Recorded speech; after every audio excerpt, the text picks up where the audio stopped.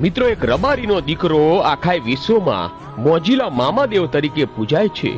તો કોણ છે આ મામાદેવ અને કેવી રીતે આ મોજીલા મામાદેવ તરીકે પૂજાય છે અને આ મામાદેવની સાથે મચ્છુમાને કેમ જોડવામાં આવે છે અને મચ્છુ નામ કેવી રીતે પડ્યું, તો આવો જાણીએ આ મામાદેવના સંપૂર્ણ ઇતિહાસ વિશે. મિત્રો, એક પૂટા નામનો ભરવાડ અને રૂડીમાં આ બંને જણા પોતાના માલ ઢોર અને ઘેટા બકરા લઈ એક ખેતરથી બીજા ખેતર અને એક ગામથી બીજા ગામ જ્યાં ચારો મળે ત્યાં રોકાય અને વળી પાછા હાલતા થાય. અને કહેવાય છે કે આમ ફરતા ફરતા એકવાર પાંચાળની ધરતી ઉપર આ પૂટો ભરવાડ અને રૂડીમાં આવી પહોંચ્યા.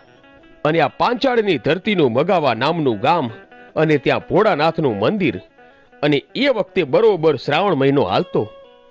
અને હવે આ બંને જણા મંદિરમાં રોકાણા અને પછી તો ગાયો દોઈ અને પૂટા ભરવાડ અને રૂડીમાએ મંદિરમાં જઈને શિવલિંગ ઉપર દૂધનો અભિષેક કર્યો અને અભિષેક